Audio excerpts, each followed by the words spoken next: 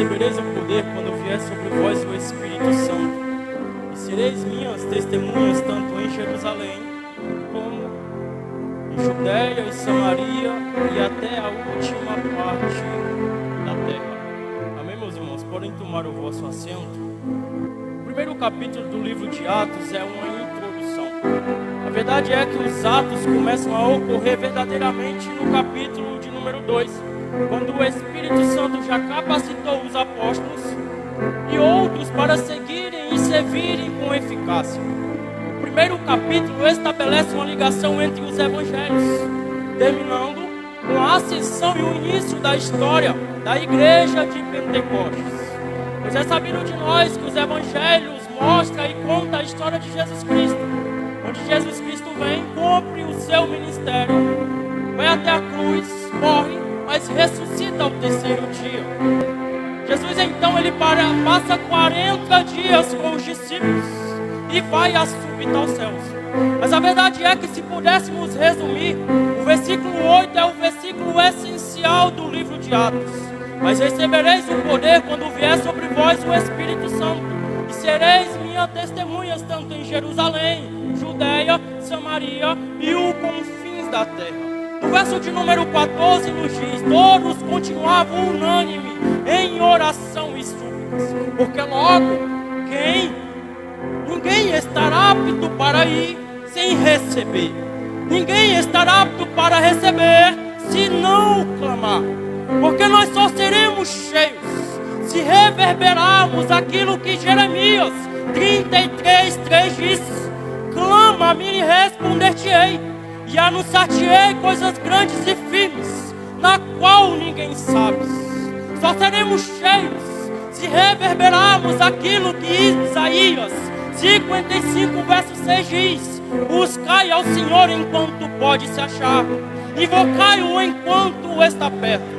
Mas a verdade é que vivemos em uma geração rasa. Ezequiel, capítulo de número 47. Ezequiel tem uma visão onde o homem chama Ezequiel para ir para o mais profundo.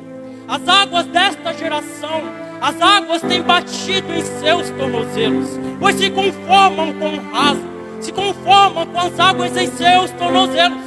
Mas Deus está levantando uma geração que levará e se aprofundará para o mais profundo da intimidade.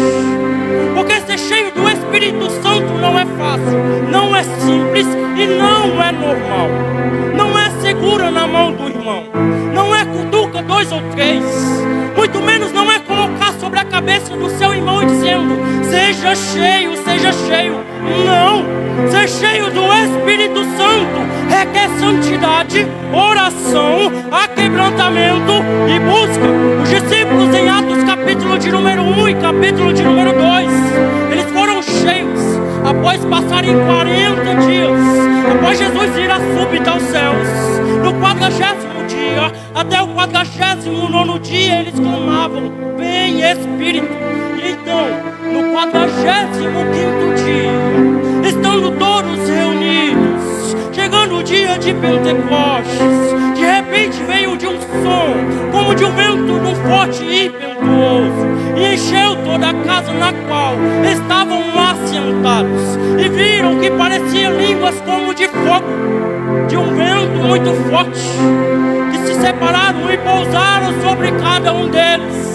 E todos foram cheios do Espírito Santo e começaram a falar em outras línguas, conforme o Espírito Santo os capacitava.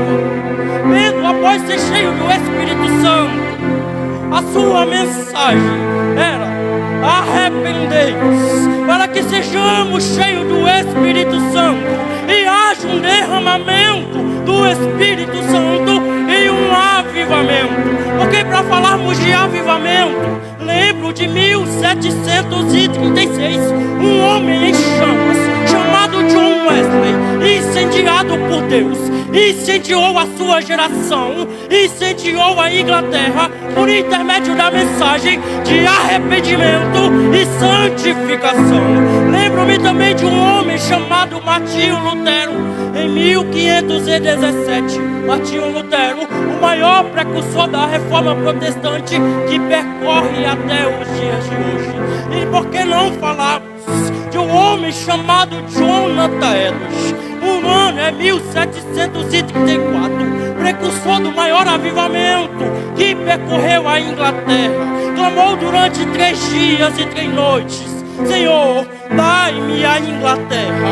E a história conta que Jonathan Edwards é o autor do sermão Pecadores na Mão de um Deus Irado. Jonathan Edwards trouxe o maior avivamento que percorreu a nação da Inglaterra. Se quisermos um avivamento, esta geração, ela primeiramente deve entender que ela deve estar cheia do Espírito Santo.